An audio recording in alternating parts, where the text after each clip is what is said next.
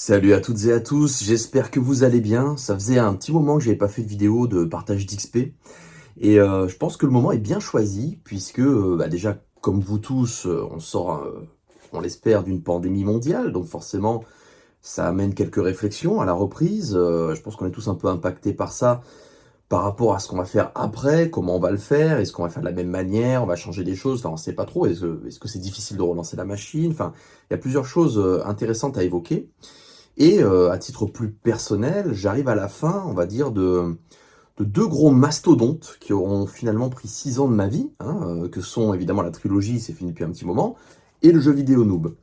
Et c'est vrai que d'un point de vue assez général, dans ma vie d'auteur, alors avant Noob, on va pas compter puisque, même s'il y a eu 8 ans avant Noob, je vais pas compter puisque, on n'était pas connus, personne regardait ce qu'on faisait, je vais commencer à Noob. Donc c'est-à-dire que sur les 12 ans de Noob, finalement, on se rend compte qu'en 2013, quand j'ai lancé le premier crowdfunding et j'ai eu cette première chance de réaliser un de mes rêves de gamin, mais un rêve, enfin voilà, un gros rêve, hein, une trilogie, c'est pas quelque chose où on se dit: «Hey, je vais faire ça, c'est génial, je vais passer, quelques mois super bien». Non, non, c'est quelques années.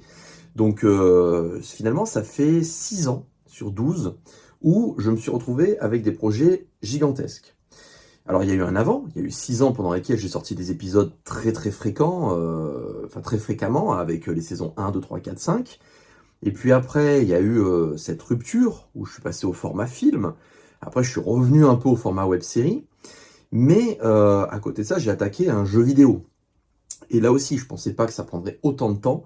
Et là, on arrive à la fin du jeu vidéo. Donc en fait, ça correspond à la fin de la pandémie. On se retrouve donc finalement à finir les projets gigantesques, à une période de reprise générale qui a aussi impacté l'équipe. Et j'ai eu donc du coup quelques réflexions autour de ça. Et je trouve que c'est plutôt intéressant d'enregistrer ça, soit pour quand j'écrirai mon petit bouquin plus tard sur les coulisses de l'aventure Noob, les réflexions, les difficultés, les réussites, les échecs, etc. C'est un bouquin que j'aimerais bien écrire un jour. Mais bon, là, on est encore en train de vivre des trucs tout à fait insolites et inédits, donc ça sert à rien de commencer à l'écrire entièrement maintenant. Par contre, ce que je peux faire, c'est partager avec vous certains de mes raisonnements pour voir si ça peut inspirer d'autres personnes, si jamais d'autres personnes peuvent se dire bah, je fais exactement pareil, je suis pas seul, ou au contraire, j'y ai pas pensé, c'est vrai que ça peut être intéressant. Je sais pas, mais dans tous les cas, je me dis ça coûte rien de proposer ce genre de choses. Donc, avant de vous expliquer quelles ont été mes réflexions sur l'après, qu'est-ce que je veux faire, qu'est-ce que je ne veux plus faire, qu'est-ce que je veux faire différemment, quelles sont les choses que je n'ai jamais fait jusqu'à présent, que j'aimerais commencer à faire maintenant. Ces réflexions-là, avant de les avoir, il faut bien comprendre le contexte, on va dire, qui est le mien actuellement. Donc, les 5 premières saisons de Noob, j'en ai parlé plein de fois, etc. On a sorti des épisodes. D'abord, c'était un par semaine, et puis un tous les 15 jours dans la saison 2, puis un toutes les 3 semaines dans la saison 3, puis un par mois dans les saisons 4 et 5. C'est normal, les épisodes étaient de plus en plus longs, ils étaient de plus en plus denses scénaristiquement, plus en plus de personnages, plus en plus d'acteurs, plus en plus de logistique en amont, de plus en plus d'effets spéciaux, d'étalonnage, etc. Donc finalement, ouais, le rythme a baissé sur les 5 premières saisons, en termes de fréquence de sortie, mais en termes de durée, finalement, c'est pas forcément si évident que ça. Donc, on voit que sur les premières saisons de Noob, je me suis peu à peu dirigé vers un format un peu plus long, mais pas totalement non plus. Enfin, ça restait de format épisode court, quoi. On est passé peut-être de 2-3 minutes les premiers vraiment épisodes de la saison 1. Après, on est passé à 4 minutes. Ensuite, on s'est stabilisé autour de 6 minutes. Après, c'est passé à 10 minutes, 11 minutes. Et puis, avec des épisodes de fin, on est monté jusqu'à 45 minutes pour un épisode de fin, une fois. Donc voilà, vous voyez que les choses ont un petit peu changé, ce qui explique pourquoi parfois le rythme était un peu différent. Mais quoi qu'il en soit, à mon échelle, je créais tout le temps à cette époque-là. Je voyais tout le temps mes copains, on était tout le temps sur les tournages, je faisais la post-prod, on allait en salon, on diffusait les avant-premières, il y avait du rythme, il y avait du rythme, du rythme, du rythme. Et même si jamais c'était beaucoup de travail, il n'y avait pas moins de travail à l'époque qu'aujourd'hui, ça se voyait tout le temps. Et puis on vivait des choses, on avait plein d'émotions, etc. On avait des diffusions, donc avec vous, en public, on sortait des contenus sur Internet, il y avait les retours, avec les copains, on sortait un épisode, on se disait, ah ben pour le prochain, on pourrait faire ça, ça pourrait être drôle. Et puis après, on a totalement changé avec la trilogie.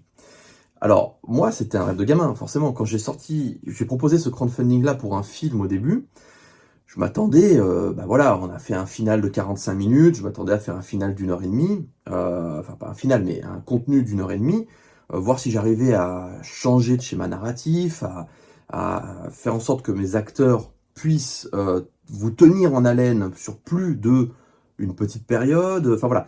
Il y avait tout un tas d'enjeux et j'avais envie de faire ça depuis longtemps. Sachant que moi, il faut comprendre une chose, c'est que depuis que je suis gamin, un gamin, on va dire adolescent, le format trilogie, c'est vraiment pour moi le format roi du cinéma. Alors, évidemment, les puristes diront, mais non, mais les films et tout, tu rigoles. Non, comment dire, en tant que consommateur de cinéma, c'est vraiment le format roi pour moi, parce que quand je vois un film et que j'adore ce film, si jamais il n'y a rien d'autre après ce film, je me dis, ok, il m'a marqué toute ma vie, c'est génial, j'ai plein de films comme ça, Braveheart et compagnie, j'ai des films où je suis une légende qui m'ont vraiment marqué, que j'ai adoré. Mais mon côté transmédia fait que j'ai toujours envie de me dire, mais ces personnages, je peux pas me dire que je les verrai plus jamais. Est-ce qu'il n'y a pas d'autres contenus, un roman, un bouquin, une bande dessinée, enfin quelque chose qui me permette de voir la suite des aventures, je veux savoir ce qui s'est passé après, tout ça.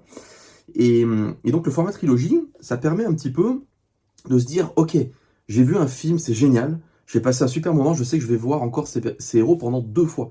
2 fois, je vais retourner dans cet univers et je vais les voir évoluer avec les moyens d'un film de cinéma, les moyens d'un blockbuster. Donc autant vous dire que des contenus comme Harry Potter au cinéma ou Avenger, enfin Marvel et tout ça, ouais, je suis heureux forcément en tant que fan de transmédia, j'aime bien revoir les personnages, j'aime bien en plus quand le casting reste inchangé, qu'on voit les personnages vieillir avec nous quelque part, enfin, j'adore ça. Et donc, évidemment, en tant qu'auteur, je me disais, oh là là, est-ce qu'un jour, je pourrais, moi aussi, faire 3 films? C'est dur, je sais que c'est compliqué, c'est pas mon métier, c'est un loisir, je vais peut-être sacrifier aussi beaucoup de choses, parce que faire 3 films, ça veut peut-être dire aussi détruire le rythme qui était le nôtre sur Internet. Et effectivement, le rythme a un peu morflé, et les statistiques ont freiné à l'époque de la trilogie.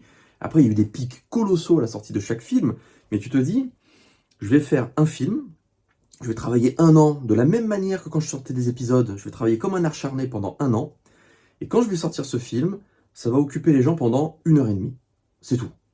Et là, tu te dis, c'est compliqué, sachant que comme t'es pas payé sur le film, parce que sur ce crowdfunding-là, j'étais pas payé et je suis pas payé non plus sur le crowdfunding jeux vidéo, ben, tu te dis, je reste bénévole. Tout le budget part dans le film. Donc, je sais même pas, en plus, tu te dis, ça devient ton métier, Fabien, c'est bon. Non, non, mon métier, c'est d'écrire des bouquins, de scénariser des bandes dessinées, de scénariser des BD. Donc, si je vends des BD ou des bouquins, si ça plaît aux gens, ben, je gagne un peu de sous et du coup, je peux continuer comme ça. Mais la vidéo, jusqu'à maintenant, ça n'a jamais rapporté 1 centime. Finalement, j'ai peut-être plus gagné d'argent en faisant des lives, pas grand-chose, mais il y a eu que 2-3 sponsors, je sais pas, j'ai dû gagner 300 balles par-ci, 200 balles par-là, c'est pas la folie, mais à côté de Noob, ça reste toujours plus que Noob. Et j'ai même fait une story un jour pour... une story, vous imaginez, le truc, hey, salut, c'est la fête, pendant 30 secondes. J'ai fait une story pour The Boys, à l'époque, sur Instagram, c'était Amazon Prime, enfin, une agence de com qui me proposait une OP pour Amazon Prime. J'avais fait une image avec un filtre du Homelander, du protecteur, et j'ai gagné 110 € pour une story de 30 secondes. Et là, tu te dis, ouais, en fait, on en reparlera tout à l'heure, hein, mais tu te dis, ok, la fiction, ça me prend 1 an de ma vie. C'est comme Voldemort avec ses Horcruxes qui se retrouve à diviser son âme en plusieurs parties. C'est-à-dire que tu perds une partie de ton âme, tu travailles comme un taré. Mais à côté de ça, t'es pas du tout dans le modèle économique qu'il faut. Mais tu t'en fous, c'est ta passion. Là, t'es en train de parler au gamin que t'étais, qui voyait le monde avec plein d'étoiles, qui était là devant la trilogie de Retour vers le futur, la trilogie du Seigneur des Anneaux. Bon, la trilogie Matrix, c'était hypant à la fin du 1. Après, bon, j'étais un peu moins fan des films 2 et 3, même s'il y a des passages d'anthologie, ça reste quand même gravé dans la tête d'un adolescent. Voilà, il y a plein de trilogies comme ça. Et là, tu te dis, mais ouais, je veux faire une trilogie, je vais pouvoir acheter du matériel, du vrai matériel de cinéma qui pourra me servir au-delà de la trilogie. Je vais pouvoir tourner dans d'autres endroits, visiter la France, et aller même jusqu'en Suisse. On a pu tourner en Suisse. Donc, tu signes de suite, tu t'en fous si jamais c'est bénévole ou pas, tu signes de suite. Et ok, ça va prendre 3 ans. Alors j'étais pas obligé de faire en sorte que ça dure 3 ans. À la base, c'était un crowdfunding d'un film. Mais je savais que je voulais faire ce format trilogie, et je savais que je ne pourrais pas, je n'aurais pas pu placer tous les acteurs de Noob dans un film. C'est pas possible, l'équipe était trop vaste. Il y aurait certains, ils seraient venus en faisant hey, salut, je suis là, ou en arrière-plan, et puis ça aurait été un peu frustrant. J'aurais pas pu travailler tout ce que je voulais. Donc pour moi, ça ne faisait aucun doute. Et donc, j'ai fait cette trilogie. Il faut savoir que ça a pris à peu près 1100, 1200 heures par film pour finalement occuper les gens 1 heure et demie, une fois par an. Donc, c'était un choix assumé. Je l'ai fait, je suis allé au bout. J'ai vécu des choses extraordinaires. L'équipe, je pense aussi, tournait en gîte pendant 3 semaines parfois. On était 3 semaines dans un gîte à tourner tous ensemble. Ça, c'est pas comme on fait dans les épisodes où on se retrouve le week-end, une après-midi, tout ça. Là, on était en gîte et on allait dans des sites tous plus merveilleux les uns que les autres. On a pu faire des effets spéciaux plus jolis parce qu'on a pu acheter des banques d'effets spéciaux, on a eu des banques de bruitage qu'on a pu acheter. J'ai pu acheter du matériel informatique plus puissant. Bon, maintenant il est totalement dépassé, c'était 2013, mais à l'époque, je travaillais de manière plus confortable. Il y avait une belle image, on était tous fiers, on se voyait avec le grain cinéma et tout ça, avec nos qualités et nos défauts, mais on était trop contents, trop contents. Donc voilà, ça, il faut savoir que d'un côté, c'est précieux de faire ça. Je pense pas qu'aujourd'hui, parmi tous les créatifs d'Internet, il y en a beaucoup qui pourront vous dire « Hey, j'ai fait une trilogie ». Dans cette trilogie, il y a eu presque, je sais plus, 700 ou 800 intervenants, si on compte les figurations, les combats et tout ça, ou ceux qui sont derrière la caméra. Il y a eu des compositeurs qui ont fait des super musiques, qui se sont regroupés pour harmoniser justement le niveau des musiques, se sont entraînés, se sont serrés les coudes. Voilà, on a vécu quelque chose d'incroyable. Mais évidemment, t'es épuisé à la fin. T'es épuisé et tu as sorti finalement très peu de contenu à l'échelle des gens. Mais t'as vécu des grands Rex aussi. Ah, bon. Donc, tu sors de ça. Après, tu reviens un peu au format web-série. On a attaqué la saison 9, après, tranquillement, on l'a tourné sur une période un peu plus longue, mais la saison 9 est la plus longue jamais faite jusqu'à maintenant. Il n'y a pas une seule saison de Noob qui est aussi longue que la saison 9. Donc on a quand même repris le format web-série, mais pas aussi rapidement, et puis il y avait des trous aussi au milieu, puisqu'évidemment, parfois on se retrouvait bloqué à pas pouvoir tourner, parce qu'il y avait pas mal de taf à rattraper et compagnie, une fois qu'on a fini la trilogie, parce que tu mets plein de choses de côté. Et donc tu sors de là, et tu te dis, ok, ben, là j'étais pendant 3 ans dans une grotte, une partie de la communauté nous a peut-être oubliés, passé à autre chose, c'est normal, les gens, Internet foisonne de contenu. Entre-temps, il y avait l'émergence des streamers, les youtubeurs étaient au sommet à ce moment-là, hein, quand on est sorti de la trilogie. Et là, on fait un autre crowdfunding, ensuite en 2017, qui est le crowdfunding du jeu vidéo. Alors là, j'ai commis une erreur, pas une erreur grave, mais une erreur d'appréciation. Dans ma tête, je me suis dit, ok, cette fois, je vais faire un crowdfunding sur un projet où je ne peux pas on va dire, gérer tous les corps de métier techniques. Parce que sur la trilogie, j'ai été aidé, hein, mais j'ai fait seul le montage, j'ai fait seul l'étalonnage, seul la post-production, seul le mixage, mettre tous les bruitages et compagnie. J'ai réalisé, évidemment. Donc tout ça, évidemment, vous êtes seul face au projet, et si vous ne le faites pas, il n'y a personne qui le fera pour vous, et le projet ne sera pas fini. Sur un jeu vidéo, c'est différent. Vous vous dites, ok, je vais voir avec des gens dont c'est le métier. Donc, par déduction, ça va me prendre moins de temps. C'est ce que je me suis dit. Donc je vais faire un projet de jeu vidéo. Ce jeu vidéo va être fait. Et moi, pendant ce temps, je vais pouvoir continuer, reprendre la web-série, reprendre évidemment un petit peu le cours des choses telles qu'on les a laissées à la saison 5, donc avant la trilogie. Et on va quand même avoir un projet de ouf, là aussi. Parmi les créatifs du net, il n'y en a pas beaucoup qui peuvent vous dire « Hey, moi j'ai fait un jeu vidéo ». Vous allez avoir, je crois qu'il y en a un qui était Racide qui ont fait Graou, il me semble. Il y a Zerator qui a fait des jeux vidéo. Évidemment, plus proche de nous, John Lang, qui fait donc son jeu vidéo Donjon de Nullbuck, dans lesquels on a fait des voix. D'ailleurs, je vous renvoie au vlog dans lequel on nous voit en train d'enregistrer des voix, quelques voix du Donjon de Nullbuck, le jeu vidéo, en studio, dans les studios de Camelot, justement, puisque c'était des studios de son qui appartiennent à l'acteur qui joue Perceval. Et donc, je me suis dit, ok, je vais avoir des périodes de grosses bourres comme ça sur le jeu vidéo, parce qu'il y a des moments clés où je ne peux pas me dérober, hein, je suis obligé d'assumer, mais le reste du temps, j'aurai juste à faire autre chose et de temps en temps à checker. Grosse erreur. Là où j'estimais mon intervention sur le jeu vidéo à peu près 1100, 1200 heures, à peu près. Je me suis dit, ok, Pareil, bénévolat le plus total. Donc il faut que j'arrive à caler mes 1200 heures de bénévolat. Continuer la web-série Noob, la saison 9, sur mon temps libre, parce que ça aussi c'est du bénévolat. Mais à côté de ça, écrire mes bouquins. Grosse erreur, j'ai fait en fait 3400 heures uniquement sur le jeu vidéo. Plus de 4000 heures si on compte les contreparties, mais que sur le jeu vidéo, 3400 heures de travail. Où je me suis raté? Où est-ce que je me suis planté? Bah, déjà, c'est à la méconnaissance, parce que je connaissais pas évidemment le monde du jeu vidéo. On m'a proposé ça. En tant que joueur, je connais pas mal tout ça. J'ai une connaissance théorique de ce milieu-là, mais je n'ai jamais pratiqué, jamais appris à faire ce genre de choses. Donc on a commencé le jeu vidéo. Effectivement, au début, tout semblait se dérouler normalement. Premier gros rush, c'était faire la Bible à la fois graphique et écrite, la Bible transmédia. Donc dire, ok Black Pixel, même si vous connaissez un peu Noob, vous connaissez pas forcément l'univers en profondeur. Et là, dans le jeu vidéo, on va développer l'univers en profondeur. Donc, il vous faut une Bible transmédia. Quelles sont toutes les créatures qu'on a créées? Et bien voilà, les dessins de toutes les créatures qu'on a inventées, qui existent aujourd'hui. Voilà à l'écrit toutes leurs caractéristiques, leurs noms, etc. Pareil pour les régions, pareil pour les personnages, les PNJ, les joueurs, le monde réel, les régions, les villes, les artefacts, les items, voilà. Tout ce qui existe, je le compile, je récupère dans les bandes dessinées tout ce qu'on a dessiné qui est lié à ça pour qu'il y ait une cohérence graphique, dans les romans, tout ce que j'ai expliqué, dans les light novels, dans la web série. Voilà, je fais un travail titanesque que je regroupe de manière ordonnée et on va dire de manière compréhensible et facilement accessible pour une équipe qui ne connaît pas forcément l'univers. Je crée ma Bible transmédia. Ça, c'est mon point de départ. Voilà. Donc, premier gros rush, quelques centaines d'heures qui partent là-dedans, voilà, ok. Mais ça, c'est normal, je m'y attendais, tout va bien. Ensuite, vient la deuxième étape.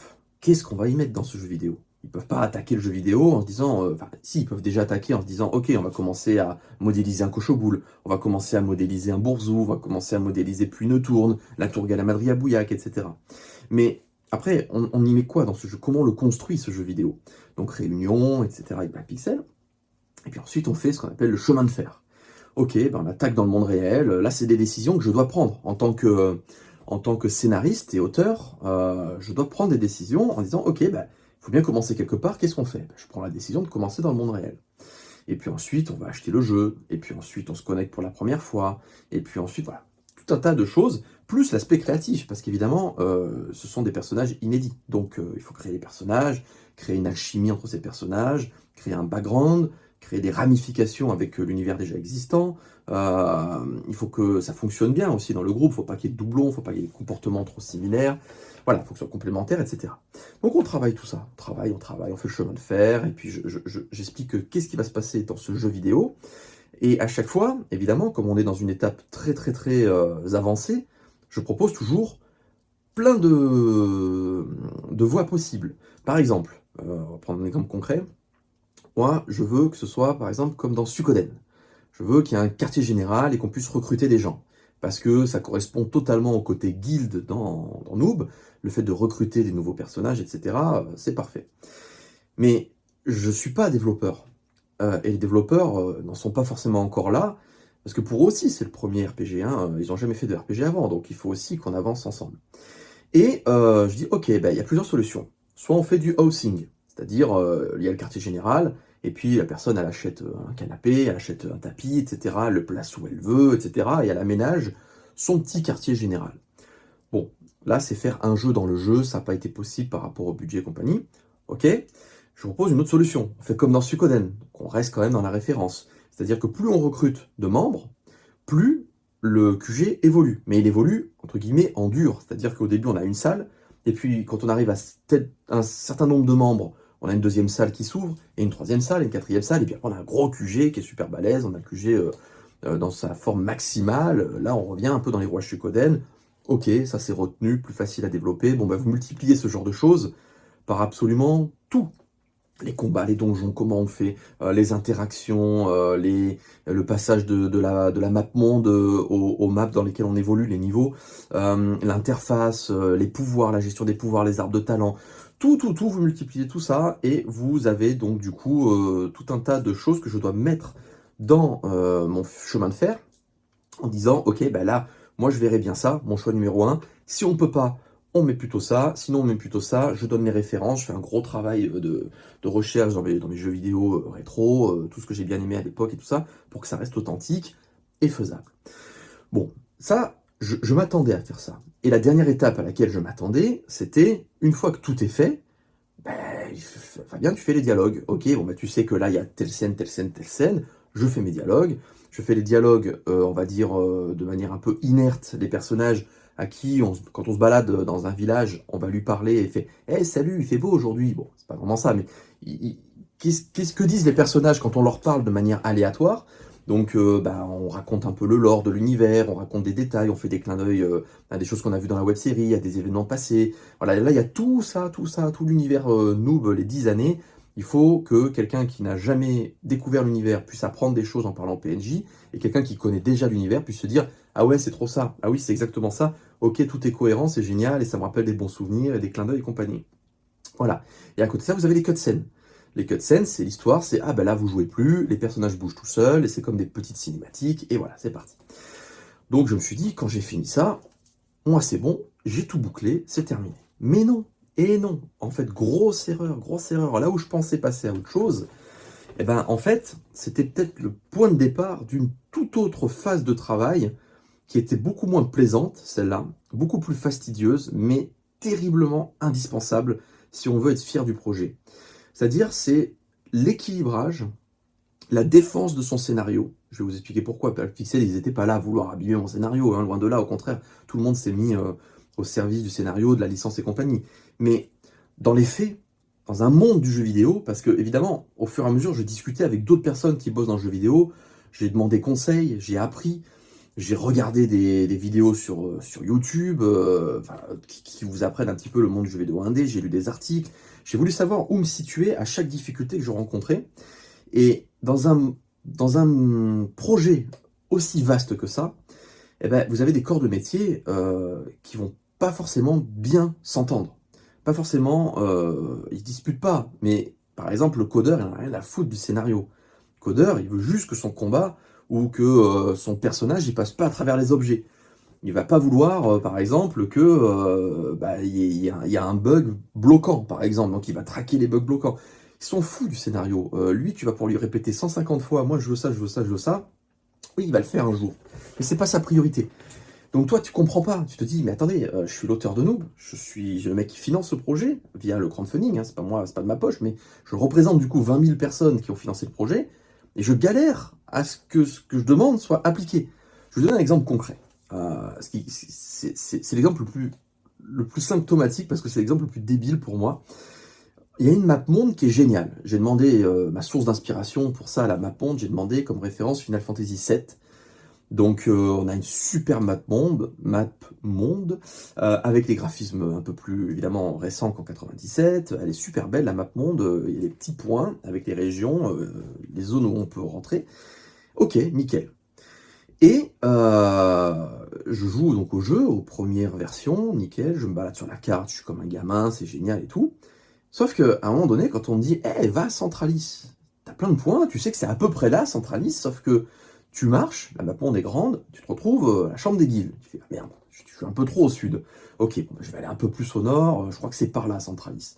Donc t'y vas. Ah non, c'est la tour Galamadria Bouillac. Ah bah je me rapproche, parce que du coup la tour elle est pas trop loin de Centralis. Et puis au moment où tu te dis, mais attends, mais ça fait 6 minutes là que je marche. Ça fait 6 minutes que je marche sur la map monde, alors que s'il y avait marqué sur le point Centralis, j'y serais allé directement. Donc là, je me dis, ça va frustrer le joueur, ça. Parce que le joueur, c'est pas le créateur de l'univers de Noob. Donc lui, il connaît pas tout ça. Donc il va encore plus tourner en rond que moi. Donc si jamais c'est pas bien indiqué, il va galérer. Donc moi, je dis à Blackpixel, salut Blackpixel, il faut mettre les noms de la carte. Il faudrait mettre les noms des villes et compagnie. Et puis bon, ok, ça va, on va regarder. Pas de réponse, les mois passent. Puis au bout de 6 mois, tu te rends compte que tu as peut-être discuté, tu l'as peut-être rappelé sur 5 réunions, tu l'as peut-être rappelé sur 3 ou 4 mails, sur 2, 3 messages Discord, et tu te dis, mais attends, là, le projet, il avance, c'est toujours pas fait. C'est quand même pas sorcier de mettre des noms. Puis alors du coup, tu t'agaces un peu. Puis te disent, ah ouais, mais... Puis t'en as un qui va te dire, oui, ça va être fait, l'autre qui va te dire, ouais, mais non, mais sinon, c'est trop facile. Si jamais tu mets les noms, dans ce cas-là, on sait exactement où on va, c'est trop simple. Et là, tu commences à te dire: «Attends, c'est pas sûr que ça va être fait?» J'entends plusieurs avis, ça veut dire que c'est pas sûr et certain, c'est pas moi qui aurai le dernier mot? Donc tu commences un peu à t'énerver, t'agaces. Et puis à un moment donné, tu tapes du poing sur la table, tu prends, ton fichier, enfin ton Photoshop, tu mets les noms une bonne fois pour toutes, tu dis: «Vous appliquez ce calque. Maintenant j'en ai marre, vous y allez». Et puis finalement, au bout d'un moment, quand ils ont vu que tu étais un peu, vénère et que finalement, c'est pas possible de continuer comme ça, ils te mettent les noms. Là, tu es content. Mais en fait, entre-temps, il y a peut-être 15 autres sujets aussi débiles que ça sur le feu, et donc tu vas te battre pour le sujet numéro 2, puis numéro 3. Mais de ce que j'ai compris, c'est que Black Pixel, c'est pas qu'ils avaient pas envie de le faire. C'est qu'un monde du jeu vidéo, c'est une grosse machine avec plein d'intervenants. Et c'est super difficile de faire en sorte que tout le monde soit au diapason. Tu vas en avoir un qui va être ultra motivé, comme par exemple, je sais pas moi, pour tout ce qui est pixel art dans le jeu, mais les personnages ont été faits. Il y en a 750 d'intervenants dedans. Les décors, etc. Des maps mondes beaucoup plus longues que ce que je pensais, beaucoup plus grosses, des niveaux avec plein de détails, des machins, etc. Tu vas avoir une motivation de ouf avec les personnes quand ils vont voir que en fait le détail n'est pas exactement conforme à un dessin que tu avais mis, ils vont reprendre le truc et tout. Enfin, tu as un truc qui va tourner super vite parce qu'il va y avoir un souci du détail. Et puis, un autre domaine qui est totalement débile, qui limite, je peux le faire moi-même, mettre des noms sur une carte. Tu vas galérer pendant 6 mois et ça va t'occuper la tête, ça va t'occuper l'esprit. Tu vas être là. Mais pourquoi? Ça me saoule, ça me gonfle. Je devrais être sur autre chose là. Et t'arrives pas à avancer parce que tu te dis, mais si c'est pas fait, ça sert à rien de bosser sur le jeu.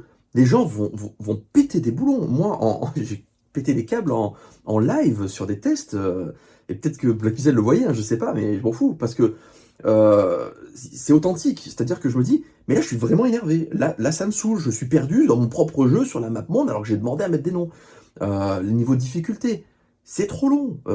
Alors, c'est rétabli depuis, mais sur certains tests avant, je disais, mais les combats sont trop longs. Ça fait 20 minutes que je tape sur ce boss. Je pète un boulon, ça m'énerve. Alors, t'es en live en plus, donc. Mais c'est ça la phase de travail. Et donc, tout ça pour dire que pendant 1 an et demi, il y a eu une chose pour laquelle je ne suis pas habitué, c'est-à-dire un combat acharné pour lutter, pour ne pas faire du temps de jeu sur la frustration du joueur. Et ça, il n'y a que toi qui le vois. Parce que tu as peut-être un peu plus de recul que l'équipe qui a le nez dedans et qui va bosser des lignes de code, qui va bosser pixel par pixel, qui va bosser sur des choses, vraiment des tâches très spécifiques. Mais toi, tu as une vision d'ensemble. Donc tu vois des choses qui vont pas et tu te dis, les gars, ça non, ça, il faut absolument que ce soit moins compliqué les combats. Et tu le répètes une fois, deux fois, trois fois. Sauf que le souci, c'est que tu dois faire en sorte qu'il y ait peut-être 5 personnes qui t'entendent au bon moment, qui soient d'accord avec toi et qui soient prêts à arrêter ce qu'ils sont en train de faire pour faire ce que tu as demandé, mais c'est-à-dire détricoter des choses qui, pour eux, étaient déjà finies. Et donc c'est dur, tu rames, tu te bats, etc. Et pourtant, en face de toi, tu as que des gens qui sont des acharnés, qui bossent pour ton projet, qui sont à fond dans ton projet, qui veulent que ton projet soit bien. Et chacun, il va de sa conviction. Quand tu as une stratégie dans un combat et tu te dis, mais les gars, la stratégie, il faut être Madame Irma pour la comprendre, votre stratégie. Là, en gros, vous ne donnez aucun indice, mais il faut taper sur un élément de décor où vous voyez même pas qu'il est devenu cliquable, parce que en tapant sur cet élément de décor, genre un cristal, vous affaiblissez le boss et vous l'empêchez de faire une grosse attaque. En soi, elle est bien l'idée, c'est trop bien. Mais faites un truc qui scintille, mettez un petit message en disant le boss s'apprête à faire ça, si seulement, je sais pas moi, on avait un moyen de l'arrêter. Un truc qui met la puce à l'oreille au joueur. Là, il n'y a rien. Il y a la strat, c'est pas idiot, mais il n'y a aucun code visuel, il n'y a aucun message, etc. Et toi, c'est ton boulot finalement de faire ça. Alors, normalement non, c'est pas mon boulot. Quand t'en parles en fait j'en ai parlé autour de moi, je me suis dit attends, il y a un problème. Il y a quelque chose que j'ai mal fait, je comprends pas, je pète un boulon, enfin voilà, c'est dur mentalement, tu restes bloqué là-dessus, j'arrive pas à faire appliquer un truc simple. Et là, on te explique, mais c'est dans toutes les boîtes pareil, ne t'inquiète pas. Normalement, il y a un gars, enfin un gars, une fille ou un mec, qui est censé faire le trait d'union entre Olidri, donc la partie purement artistique, et Black Pixel, la partie purement technique. Quelqu'un qui connaît et qui comprend la partie technique, qui connaît tout le staff et qui est capable de contacter n'importe quelle personne du staff, et qui connaît l'équipe d'Olidri, et qui est capable de parler à n'importe quel corps de métier, la musique, la cinématique, les dessins 2D, le scénario, etc., du côté d'Olidri. Et cette personne va faire les traits d'union et normalement, on aurait dû discuter donc avec le patron de Black Pixel, Dimitri et moi. Chacun de nous deux, on aurait dû lui dire, écoute, là, il y a un souci. Il y a ça, c'est un problème. Là, il faudrait faire ça, ça, ça. Et la personne dit, ok, pas de souci. Donc là, je vais contacter machin, parce que c'est sa responsabilité à lui, et je vais lui mettre dans sa liste, en priorité, de faire ça, par exemple. Et donc, du coup, cette personne-là, c'est très rare de la voir, et c'est un profil qui est ultra rare. C'est quelqu'un qui doit connaître tout le monde, qui doit être super impliqué, qui doit connaître tous les corps de métier. C'est super compliqué, tu l'as pas celui-là. Et en plus, tu n'as pas le budget pour l'avoir. Donc, tu te dis, bah, c'est pas grave. On va se débrouiller, Dimitri et moi, on va faire de notre mieux. Et on va un petit peu couper la poire en deux et essayer d'arriver à ce résultat-là, même sans cette pièce maîtresse qui finalement est là dans très peu de boîtes et très peu de projets. Et même quand il est là, parfois ça bloque quand même, hein. C'est vraiment c'est très compliqué. Dans le monde du jeu vidéo, c'est ultra compliqué. Plus vous avez de monde, plus c'est dur de faire communiquer les gens entre eux, et plus c'est dur de faire appliquer des choses simples. Et ça, je suis pas habitué à ça. Moi, quand je fais un film, ok, il y a plein de corps de métier, mais la plupart des corps de métier, je les ai appris et je les fais moi. Donc c'est facile. Ok, là, Fabien, le montage, il va pas, c'est pas bon, c'est trop long. Du coup, l'effet spécial, ça fonctionne pas parce que l'effet spécial, on le voit trop longtemps. Et comme il est pas assez beau, l'effet spécial, parce que je sais pas, c'est un astéroïde dans la trilogie Noob, et que les astéroïdes, tu sais pas très bien les faire, il faut que tu diminues ton plan. Donc du coup, je mets la casquette de monteur, je retourne sur mon montage, je diminue le truc, je vois en fonction du mixage, je refais l'étalonnage, je refais l'effet spécial. C'est facile, je fais tout seul, c'est bon. Mais sur un jeu vidéo, ça fonctionne pas comme ça. Tu dois arrêter le mec qui est en train de bosser sur autre chose, qui est tout aussi important, mais toi, t'en as pas forcément conscience. Et puis après, tu dois réussir à le convaincre de faire ce que tu veux, mais lui, ça va le saouler, parce que toi, tu réalises pas tout ce que ça va l'obliger à refaire.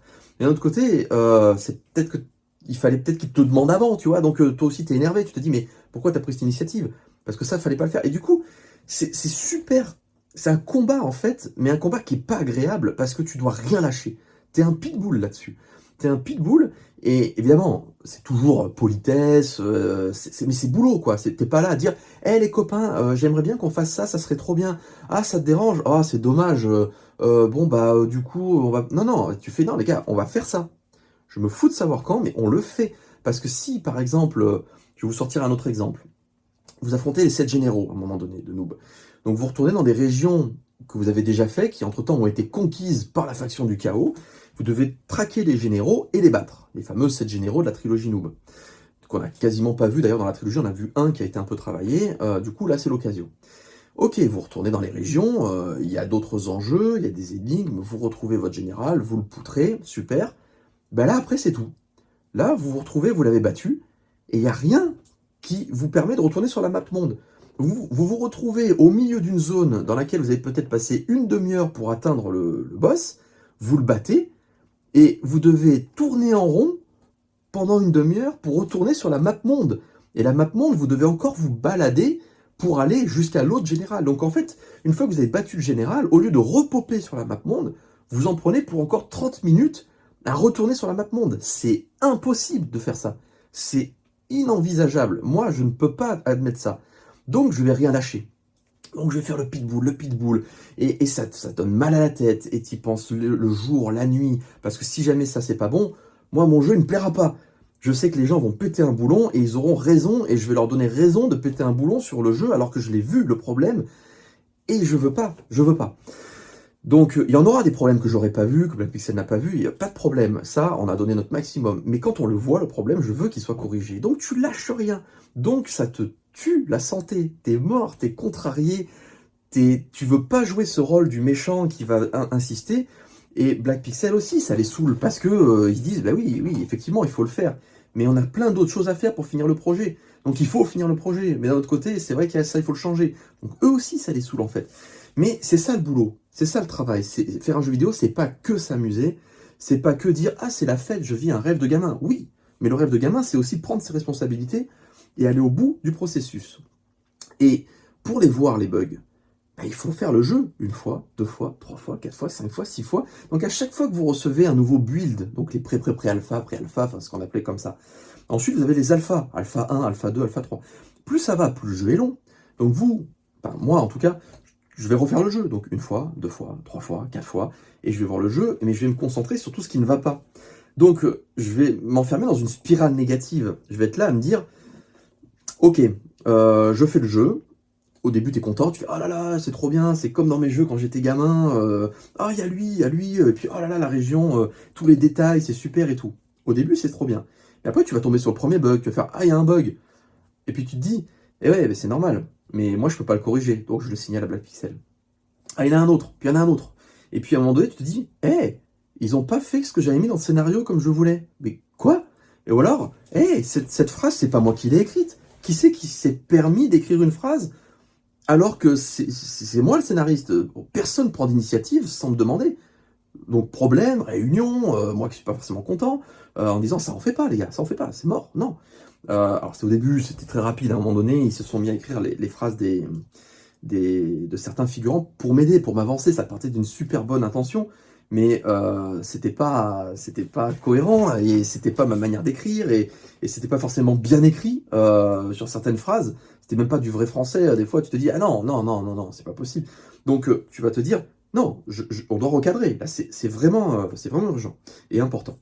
Et donc, vous êtes tout le temps à refaire le jeu, traquer les défauts, voir ce qui est modifiable, voir ce qu'il faut accepter comme étant une limite, parce qu'il y a des limites, hein. Vous avez un budget de 700 000 € pour faire le jeu, et 650 000 € pour les contreparties. C'est pas fou, 700 000 €. Là, j'ai fait un live avec Brigitte Lecordier où il y avait plusieurs intervenants. Ils parlaient tous de plusieurs millions, en général. Il y en avait plein, et il y en a un, c'était 3 millions, etc. C'est pas 700 000 balles. Et encore moins un RPG. RPG de 60 heures de durée de vie. Donc, on a tapé fort en termes de longueur. C'est pas simplifier la vie. C'est comme si jamais, en fait, on avait fait une deuxième trilogie quelque part. C'est-à-dire que j'avais proposé un film, je fais une trilogie, je me simplifie pas la tâche. Bah là, on a proposé un RPG. Ok, on fait un RPG, mais un RPG de 60 heures. On n'est pas obligé de faire un RPG de 60 heures, on est fou. Mais on l'a fait. Évidemment, à chaque fois, Black Pixel validait. Moi, je faisais le scénario et je voyais avec eux, etc. Il y avait un moment donné où ils se sont dit, putain, s'il y a du boulot, on n'est pas sûr qu'on rentrera dans le budget. J'avais dit, oh, papa, on coupe tout ce que vous voulez. On enlève des arcs scénaristiques et tout ça. Ils m'ont dit, non, non, c'est bon. Ça, c'est bon, ça, c'est bon. Donc, on a vraiment travaillé pour aller au bout du projet. Il y a aussi ce stress-là. Ne pas outrepasser le budget. C'est impossible. Et donc vous bossez et tu te rends compte que finalement, la deuxième partie de travail, c'est une partie fastidieuse, sérieuse, avec Black Pixel et Olydri, où il faut que tout concorde, il n'y ait pas de temps de jeu créé sur la frustration des joueurs. Mon dernier combat, ça a été la difficulté du jeu. Ça a été, les gars, je ne veux pas de cette difficulté. C'est simple. Je ne veux pas que quelqu'un qui, on va dire, a envie de découvrir le mode histoire, se farcisse la difficulté des alphas et des bêtas. C'est trop compliqué, trop long. C'est pas foncièrement impossible. C'est pas non plus un truc de malade. Mais les combats étaient trop longs. Il y avait des choses qui étaient trop compliquées. J'ai dit, je veux quelque chose de plus simple. C'est vraiment, je veux pas lâcher le morceau là-dessus. Ok, je suis chiant. Ok, ça me ressemble pas en plus d'être comme ça. Parce que sur la web série, je suis ultra conciliant. Tu veux plus tourner dans Noob? Pas de problème. Tu tournes plus dans Noob. Un dernier tournage, ton personnage, je lui fais une fin ouverte, et puis il continue dans l'univers transmédia, il n'y a pas de problème. Tu peux pas tourner aujourd'hui, pas de problème. J'ai créé un autre scénario, etc. Dans Noob, je suis conciliant sur tout. Là, sur un projet comme ça, au début, j'étais conciliant dans le sens où, les gars, on fait plutôt un QG comme ça, comme ça, comme ça, ok, ça on peut pas, donc du coup je propose ça, machin. Mais une fois qu'on a cristallisé ce qu'on voulait, mais je pouvais pas lâcher l'affaire, c'est pas possible. Et comme je peux pas le faire moi-même, parce que d'habitude, je râle pas, je fais moi-même. Là, du coup, je pouvais pas, donc j'y suis allé comme pas comme un bourrin, mais j'ai pas lâché l'affaire. Et j'aime pas ça, parce que Black Pixel, je les adore, c'est génial. Et parfois, ils ont dû avoir l'impression que je râlais et que je sais pas, moi, je leur faisais des procès d'intention, mais c'est obligé pour le projet, parce que si jamais sur le jeu vidéo, il y avait un des points sur lequel j'ai insisté qui n'avait pas été résolu, je n'aurais pas été fier du projet. Je n'aurais pas pu être devant vous à défendre ce projet quand il sortira le 30 juin au contributeur. J'aurais eu honte. Je voulais absolument qu'il y ait les qualités et les défauts, mais que, voilà, ce soit le maximum de ce qu'on peut faire, le maximum de notre expertise, le maximum de ma sensibilité d'auteur, le maximum de ce que peut faire Black Pixel. Voilà, tout ça, tout ça. Et pareil pour les bruitages. Les bruitages, au début, c'était cheap, il n'y en avait pas assez de bruitages. Pourtant, avec la trilogie Noob, on a acheté plus de 10 000 € de bruitage pour avoir des bruitages, parce que ça coûte cher, hein, mine de rien, payer 150 balles. Bah non, parce qu'il faut aussi. Donc c'est 250 balles pour avoir un pack complet, par exemple, pour avoir que des sons d'épée médiévaux, tu vois, des sons d'arc, etc. 250 balles pour vous acheter le pack complet des musiques bruit de ville, météo, pouvoir magique, créatures. À chaque fois, c'est des packs professionnels, donc vous achetez des licences, vous êtes obligé. Donc du coup, à chaque fois, vous achetez. Donc on en a acheté un peu sur la trilogie, un peu sur le jeu vidéo, parce que ça coûte quand même moins cher que de faire des bruitages sur mesure. On a eu quelques bruitages qui ont été donc des SFX, des sound design, non, sound effets spéciaux, enfin sound design, enfin je m'y connais pas bien en termes techniques, mais ce sont des bruitages créés spécifiquement pour le jeu, pour certains, par Benjamin Oziel, et d'autres qui sont des bruitages, enfin un bruitage de vent, vous n'êtes pas obligé de le faire vous-même, vous pouvez l'acheter, ouais, mais il faut avoir la licence. Et donc, Black Pixel devait les placer, devait mettre tout ça. Mais après, il a fallu faire tout un test sur tout le jeu en disant, là, il y en a des bruitages de pas, là, on n'en a plus. Là, par exemple, on trouve un trésor sur une souche d'arbre. Il y a des souches d'arbres, parfois, vous pouvez cliquer dessus, et dedans, vous fouillez, vous trouvez des trucs. On a un bruit de coffre, alors que c'est une souche d'arbre. Il faut enlever ce bruit de coffre. Il faut mettre des bruits de feuilles, des trucs comme ça. Un truc où on fouille, quoi. Et donc, il a fallu aussi traquer les bugs des sound design, du sound design, des SFX, on va dire SFX, c'est plus simple parce que je me noie. Et ça, c'est Lucas, Josh Dead, qui a fait ça. Donc, il a fait une fois le jeu, deux fois le jeu. Puis parfois, quand vous avez une grosse structure comme ça, vous avez aussi des défauts d'information. C'est-à-dire, vous avez tout le travail qui est fait, et puis vous recevez l'alpha, etc. Donc, vous passez 10 heures à essayer de repointer les bruitages. Et là, vous vous rendez compte, il y en a quelques-uns qui ont été modifiés, mais qui manquent plein de trucs et tout. Tu te dis, mais c'est fou ça. À quoi ça sert d'avoir travaillé comme ça? Ça n'a pas été fait. Et donc, Lucas, il pointe pendant 10 heures. Et puis d'un seul coup, bah, moi je reviens, je fais, bah les gars, c'est quoi? Enfin, c'est abusé. On a tout pointé, etc. Et il n'y a pas les bruitages. Pixel qui nous dit, c'est normal, dans cette version, on les a pas encore fait. On a fait ça, ça, ça, ça. Et là, tu te dis, et voilà, un défaut d'information. Donc, on a perdu 10 heures parce qu'il a manqué d'information, parce qu'on pensait que dans cette version-là, tous les bugs en cours avaient été fixés, enfin tous les points qu'on a demandé. Et donc, si vous voulez, c'est très compliqué. Alors, on a appris et on ne refera pas ces erreurs. Mais le process, la communication, c'est essentiel. Ça, c'est quelque chose, mais je suis vraiment, vraiment à cheval là-dessus. Mais quand je bosse dans une grosse structure, je veux de la rigueur, mais à 2000%. Je me l'applique à moi-même, donc je veux que les gens avec qui je bosse aient une rigueur de ouf. Sinon, je ne bosse pas avec eux. C'est aussi simple que ça. Et Black Pixel, petit à petit, a appris. Aujourd'hui, c'est nickel. Voilà, il n'y a pas de problème. On a des tableaux Excel, on a les noms des personnages, on applique les noms des personnages. Donc, il y a la version des noms, on va dire, de travail de Black Pixel. Il y a mes noms à moi. Mes noms à moi ont été reportés dans le jeu. On fait la correction, parce qu'après, il faut corriger le jeu.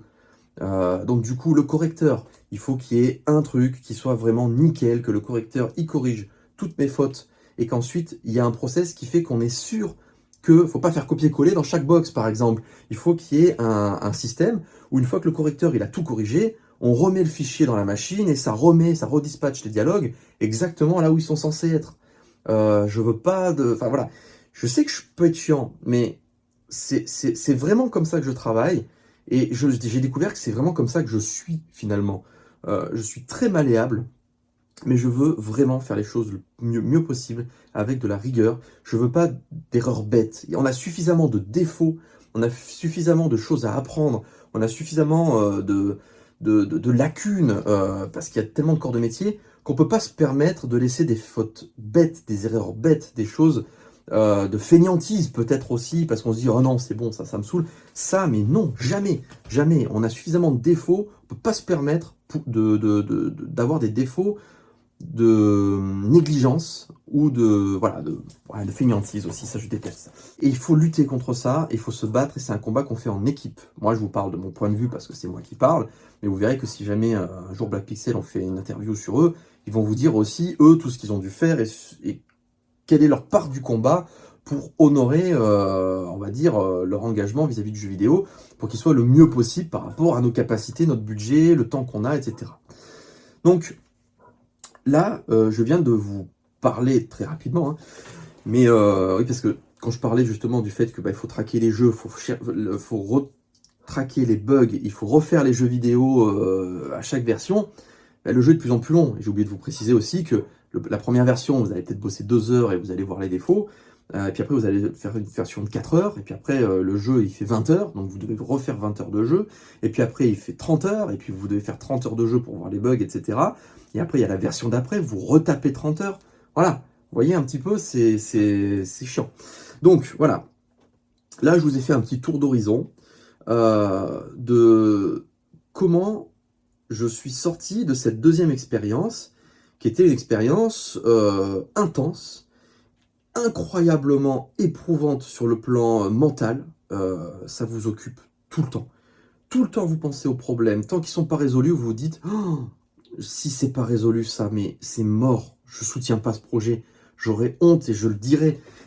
Et donc vous êtes là, vous attendez, vous relancez, des fois vous vous énervez tout seul chez vous, vous en parlez, vous avez besoin d'extérioriser, et vous arrivez. Et puis à côté de ça, il faut bosser, parce qu'il faut aussi créer des contenus, parce que, comme je disais, mon métier c'est d'écrire des livres, je suis auteur à la base. Et si jamais j'écris pas de livres, ben, ça veut dire que je suis bénévole sur toutes mes activités, ce qui est totalement débile. Donc vous devez aussi vous accorder du temps, vous dites ok, je me vide l'esprit, j'écris. Et souvent d'ailleurs, ça m'a aidé à bien comment dire, pas me calmer, je suis pas tout le temps énervé, mais un peu me déstresser en me disant, ouais, quoi qu'il arrive, les livres, je contrôle tout, je maîtrise tout dans le livre, il n'y a pas de problème, ça dépend de moi, je peux faire vivre des aventures que je veux à mes personnages et tout ça. C'est relaxant, c'est mon ASMR, c'est mon yoga, ma méditation à moi, c'est mes petits bouquins et je suis trop bien quand j'écris les livres. Donc ça c'est bien, ça m'a fait du bien. Mais il n'empêche que quand vous allez vous coucher, vous pensez à tout ce qu'il faudrait être fait dans le jeu, tout ce qu'il vous reste à faire, tout ce que vous devez réussir à faire à Black Pixel, et puis vous appréhendez aussi les retours des fans. Est-ce que ça sera suffisant? Est-ce qu'ils seront contents? Est-ce qu'ils estimeront qu'ils ont eu raison de nous faire confiance? Bon, il y a eu le shitstorm aussi. Vous prenez 2 jours pour aller au mariage d'une de vos amies, Pironès. Vous allez sur Paris. Vous vous dites, hey, je vais respirer pendant 2 jours. Ça fait 2 ans que ça m'est pas arrivé. Vous montez sur le chemin du retour, vous êtes au volant, vous conduisez 7 heures, 8 heures pour rentrer de Paris. Et vous avez ce shitstorm là qui avait eu. Alors c'est le dernier en date, il y en a eu d'autres avant, mais le dernier en date, il avait pour particularité d'avoir été repris par 2 médias putaclic, le journal de Le Stream, hein, on en avait parlé, et le High Tech, qui ont bien fait de la merde sur ce coup-ci. Et vous vous retrouvez avec des gens qui disent qu'il n'y a pas de. Enfin, c'est écrit par un gamin de 10 ans le jeu, parce qu'ils ont pris une capture d'écran avec le clin d'œil, avec Pedro Bar le Loubar, qui est un clin d'œil à mon frère, où il fait que des rimes en art. Tu cherches la bagarre, tu vas avoir un cocard, je sais pas moi, je vais te voler tes carambars. Enfin, c'est un personnage, il n'a pas une grosse apparition, il a une apparition dans la BD 13 de Noob, ici.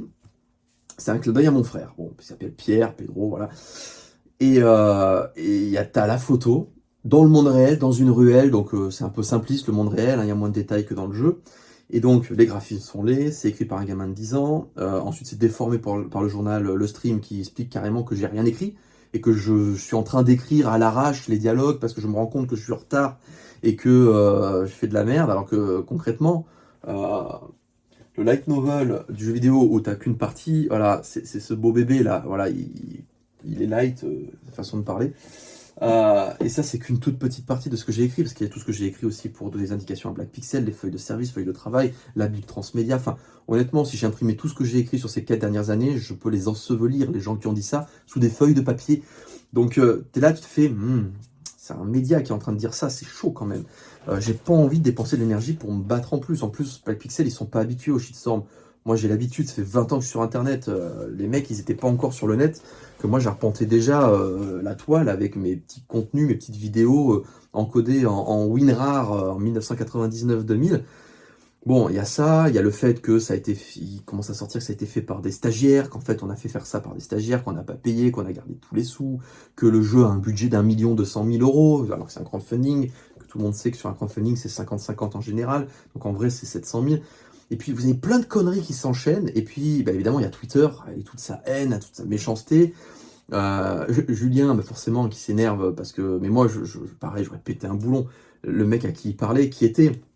En fait, pour raconter la petite histoire, hein, mais j'avais déjà parlé, mais le gars avec qui Omegazel s'était embrouillé parce qu'il racontait vraiment de la merde, c'est un gars qui écrivait les chroniques, justement, sur le stream. Donc en fait, il s'est vengé en écrivant n'importe quoi pour les mecs de le stream.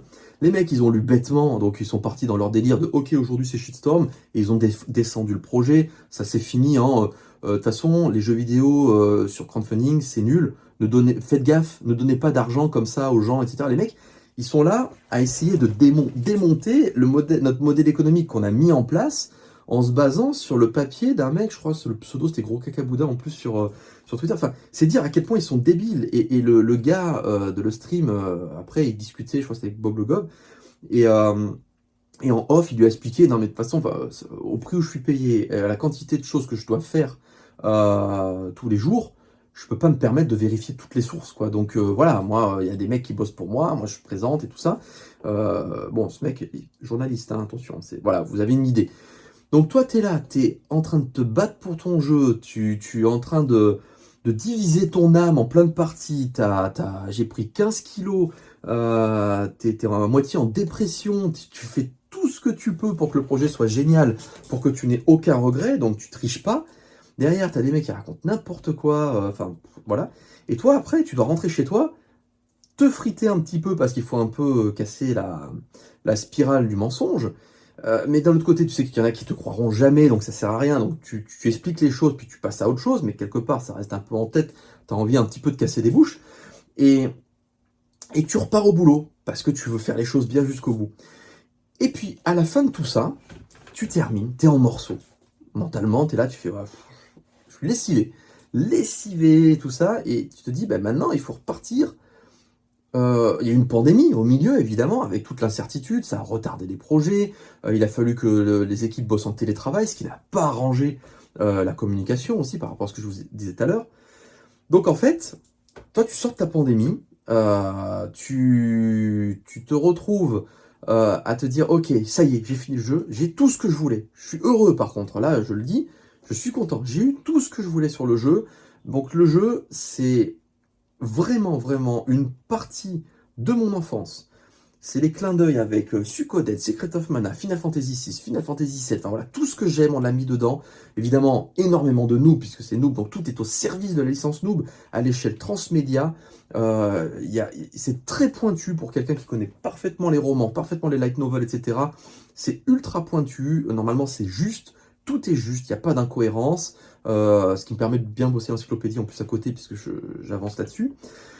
Donc tu finis le projet, t'es quand même heureux, mais t'es mort, t'es épuisé, t'es crevé, t'es lessivé mentalement, tu te demandes comment tu vas faire pour repartir de l'avant. En fait, il faut juste un peu se mettre sur pause. Et donc là, tu te dis, bah oui, mais maintenant, fin de la pandémie, les restrictions sont levées, il faut reprendre la web-série. Sauf qu'aujourd'hui, tu te fais un petit point, et tu te dis, ok, qu'est-ce que je peux faire aujourd'hui encore? Qu'est-ce que je veux faire? Comment je veux le faire? Avec qui je veux le faire, avec qui je ne veux plus le faire, voilà, les questions suite à contrario, qu'est-ce que je ne veux plus faire, etc. Et donc là, tu te poses les questions, parce que tu peux pas te mentir à toi-même. Si tu reprends la web-série, tu peux pas te dire, bah, je vais reprendre la web-série comme si de rien n'était, parce que je suis fan de toute façon. Non, tu dois te poser la question, est-ce que je suis encore fan de web-série? Est-ce que j'ai encore envie de faire ça? Parce que le monde, il m'a pas attendu en 3 ans, là, en 3 ans et demi sur le jeu vidéo, et encore moins en 6 ans depuis que j'ai fait la trilogie. J'ai fait 2 gros projets qui m'ont pris 6 ans sur les 12 ans de noob. Mais aujourd'hui, Internet n'est plus l'Internet de 2013. L'Internet de 2021 n'est plus l'Internet de 2013. Aujourd'hui, les stars, c'est encore évidemment un peu les youtubeurs, mais aujourd'hui, ça devient un peu les streamers aussi. Les streamers, les e-sportifs. C'est eux aujourd'hui qui commencent aussi à prendre beaucoup d'essor. Certains youtubeurs stars de l'époque, comme Antoine Daniel, sont des streamers stars aujourd'hui. Jean Dugrenier, il est encore star, youtubeur, et lui, il est star aussi, streamer. Mais vous avez aussi des gens qui sont des purs produits du streaming, comme Zerator, qui font des choses incroyables, avec la Zilan, avec le Trackmania, enfin, il fait de l'événementiel, etc. Donc vous avez un monde Internet qui change. Les réseaux sociaux, ils ont évolué ensuite. Et puis on communique pas de la même manière, les algorithmes ont changé aussi. Le rythme de parution de l'époque n'est pas forcément le même que celui d'aujourd'hui. Ce que veulent voir les gens n'est plus tout à fait ce que voulaient voir les gens il y a 8 ans, 6 ans. Donc aujourd'hui, la question qui se pose, c'est vraiment de savoir, est-ce que je veux continuer la web-série? Alors, première question, est-ce que je veux tester de nouvelles choses? Est-ce que je veux continuer la web série de la même manière? Est-ce que je veux le continuer avec les mêmes personnes? Est-ce que je veux, je sais pas, enfin, faire de la fiction? Est-ce que je veux faire du stream? Est-ce que je veux faire de la voix avec des sagas audio, etc. Plein de questions se posent à moi. Il y a plein de choses qu'on sait faire. On a du matos. Maintenant, il faut se poser des questions. Même si certaines réponses peuvent paraître évidentes, il faut se poser la question parce que c'est comme ça qu'on est. Faut pas se mentir à soi-même. Et après la pandémie, après être sorti du jeu vidéo, après être sorti de la trilogie, parce que quelque part ça laisse des traces aussi, hein. C'est une expérience indélébile la trilogie. Euh, donc, est-ce que toutes ces choses-là, trilogie, j'ai beaucoup de recul, jeu vidéo, j'ai pas encore beaucoup de recul, une pandémie mondiale, on en sort tout juste, j'ai pas beaucoup de recul, hein. On fait une grosse pause et puis ensuite on reprend. Voilà, qu'est-ce qui se passe, etc. Bon. Et du coup, je me suis posé toutes ces questions de manière honnête. Faire de la fiction, oui. Alors oui, on n'est pas passionné comme je le suis de caméra, d'effets spéciaux, d'étalonnage, de mixage, enfin de tous ces corps de métier liés à l'audiovisuel. On passe pas autant de temps à se former, à apprendre à écrire du contenu audiovisuel, à le mettre en scène, à réaliser tout ça, à gérer une équipe. Tout ça, tu l'apprends pas si t'es pas passionné. Maintenant, il y a la passion et ce qu'on peut faire. Est-ce que j'en ai encore le temps? Est-ce que j'en ai encore l'envie? Est-ce que c'est ce qu'il faudrait que je fasse? Est-ce qu'il faudrait pas que je fasse? Bon, j'ai toujours prouvé que j'étais pas l'esclave des algorithmes. Donc ok, aujourd'hui, il faut sortir beaucoup de contenu. Ouais, mais j'ai aussi prouvé que j'étais capable de tout mettre de côté et de rester un an et demi sur un seul film, ce qui est totalement en inadéquation avec les algorithmes. Et pourtant, je l'ai fait. Je l'ai fait sur 3 films. Et après, au lieu de reprendre la web série, etc., j'ai fait un jeu vidéo. Donc je suis capable de dire aux algorithmes, allez vous faire voir, je fais absolument ce que je veux. Donc je sais le faire, ça, je suis capable de le faire. Maintenant, aujourd'hui, oui, j'ai envie de jouer le jeu des algorithmes, mais que en faisant ce que j'aime. Parce que les algorithmes, je trouve ça rigolo. Quand je vous dis algorithme, c'est le grand jeu du comment faire pour atteindre son audience, atteindre les gens qui nous suivent. J'ai conscience qu'en 6 ans, il y a beaucoup de personnes qui se sont détachées de Noob, c'est normal. Il n'y a plus d'actualité, il y a un film par an, de temps en temps un épisode de la saison 9 de Noob, qu'on a fini, on a attaqué la saison 10, mais c'est de temps en temps.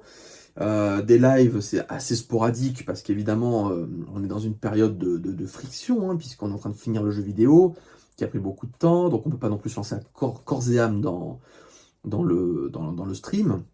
Et d'un autre côté, on est en train petit à petit de revenir à la fiction, donc il faut un peu voir avec l'équipe qui est-ce qui est encore motivé, etc. Donc il faut voir un peu l'organisation, ça prend du temps, il faut apprendre à utiliser de nouveaux matériels, puisqu'entre-temps, il y a des choses, reprendre la fiction, oui, mais en mieux.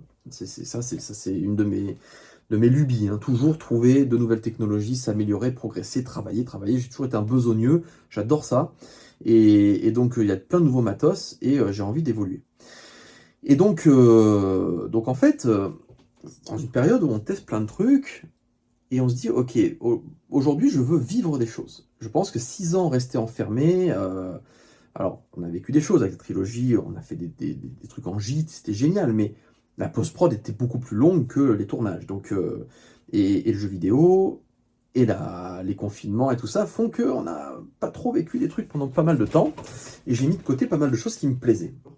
Donc voilà, les vlogs et tout ça, je vais essayer de progresser, de m'améliorer.